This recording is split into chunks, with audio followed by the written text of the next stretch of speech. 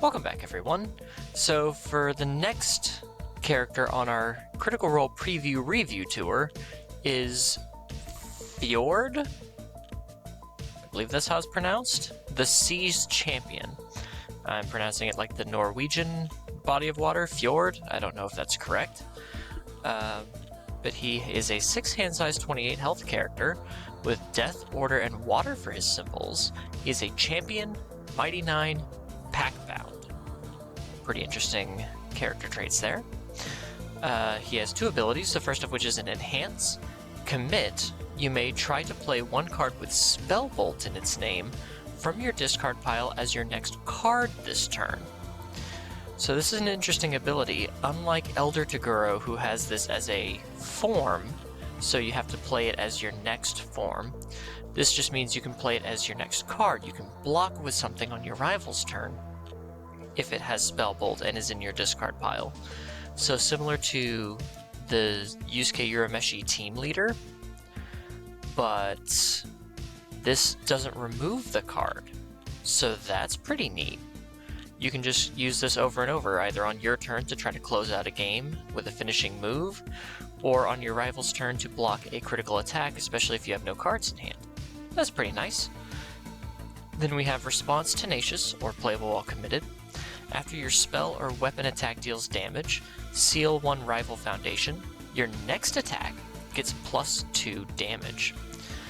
So each time that your spell or weapon attack connects with your rival, oh, actually no, it does not say deals damage to a rival. So if you even attack a backup, which your rival's not allowed to block, that attack still deals damage, and then you are able to seal any rival foundation and give your next attack 2 damage. This is a very powerful ability, especially considering how much they're trying to push backups, both through Attack on Titan and from the new Critical Role set. As someone who just built a backup-dependent deck with Elder Toguro, which is really fun, I might have to make a video on that. I was able to dodge a lot of negative effects because my rival's attacks said specifically they had to deal damage to a rival or to a character.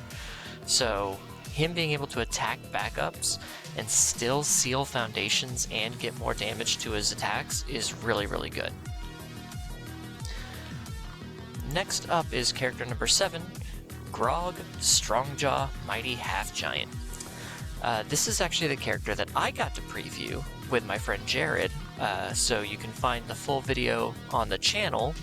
Also, I'll be leaving a link to the page that has all of the links to the content creator reveals in the description below, so you can find it there as well. I'm not going to go into my thoughts on Grog too much, because we went over it pretty well in that video, but he is a 5 hand size 31 health character, Death, Earth, and Fire as his symbols. He has Brawler, Brute, and Vox Machina as his traits. As a static, after any attack deals damage, both yours and a rival's, add 1 rage counter to this card. So it's not just you dealing damage, it's if you take damage as well. We have a response here. Before you would take damage from an unblocked attack, reduce the damage of that attack by 2 to a minimum of 1. So you're allowed to reduce any damage from any unblocked attack by 2, as long as it doesn't bring it down below 1, which is very powerful, especially with a lot of the damage reduction that we've seen become very prevalent in the meta so far. And then Enhance, remove 1 rage counter from this card, draw 1 card, your attack gets +3 damage. So I'll go over some of the main points that I mentioned in the video. This character, nowhere on it says non-throw. When Muscular from League of Villains gained his muscle counters, everything had to be non-throw attacks. Grog has no such restrictions, which makes him very easy to gather all of his rage counters, and you can put that +3 damage on a throw to deal even more damage. So it's just really, really good. Again, for my full thoughts on Grog, go ahead and check out the video, my release video for it, that you can find on my channel or through the link in the description that links to all of the creator videos. so I won't spend too much time on him. Next we have Jester Lavore, Traveler's Faithful. This is the second version of Jester, the first being from the Critical Role Challenger series. She's a 7 hand size 20 health character. Chaos, Life, and Water this time, as opposed to Chaos, Life, and Fire. She's got Healer and Mighty 9. Enhance twice per turn.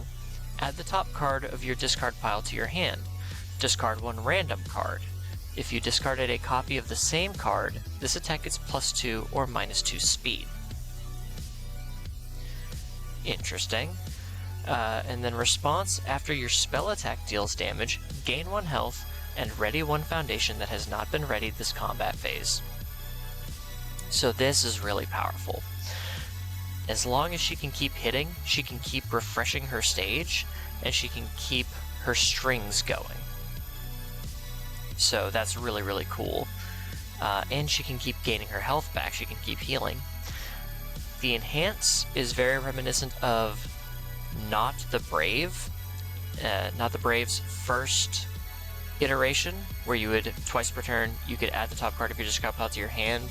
You had to discard a random card, and if you discarded a copy of the same card, you would add that card to your momentum. So, kind of weird that they changed it to have Jester now care about the whole random adding to your hand and discard. Yeah, that's just strange. I'm glad that she does not have Death or Order or any of the real casino piece, or Fire. None of the real, like, casino cards that focus on hitting the discard pile. Obviously, she probably will have access to some, but losing Fire, I think, is really good for this. Yeah, it's just a little it's just a little odd that they would kind of cross the old Knot with new Jester, and if we see the next one, we do not. So when we get to Knot, you'll see another weird thing. So character number 8 is Keyleth of the Air Ashari. This was and is Chris Smith's favorite character from Critical Role. He said she's going to be his main for the whole year. She is a 7 hand size 21 health character. She has Air, Fire, Earth, and Water, a 4 symbol character. So 4 symbols, and now all of these symbols also have attunement with them, now that we have Earth attuned cards in Critical Role, as well as Water attuned cards in Critical Role and in the Star Trek decks. So this character is going to be a deck builder's Pandora's box of just trying to figure out how you want to play her simply based off of the symbol spread. But she has Vox Machina and Warden as her character traits, and let's get into her abilities. She's got 3 of them. As a first form, so the first thing you do after drawing up to your full hand size, the first thing you want to do is commit 1 foundation and unflip a foundation. You get to freely unflip any foundation that you've had to flip for, obviously, like a cost, but flip costs have some very powerful effects attached to them, and there's not a lot that can just unflip, especially not so freely. So this is really, really cool. Next we have an Enhance. Once per turn, you get to ready 1 foundation with a difficulty of 1 or less. That is both on your turn and your rival's. So this could be any 1 diff, 0 diff, or a face down foundation, because those also count as 0 difficulty foundations. So just being able to ready 2 foundations over the course of the 2-turn cycle is pretty strong. And then response once per turn, after an attack deals damage, your rival flips 1 foundation. So if you do damage to your rival, they flip 1. If they do damage to you, they flip 1. And this character has all 3 of Byaku's symbols, Air, Fire, and Earth, which is a character also known as Big Cat, who loves choking out your rival's foundations, flipping all of your rival's foundations, and can give you some pretty cool bonuses on that. So it'll be very interesting to see what kind of options we have for taking control of our rival's stage this way. And our last character for this video is Lady Kima of Vord. Hope I'm saying that right. Lady Kima, or Kaima, is a 5 hand size, 36 health character with fire, life, and order. And the champion keyword.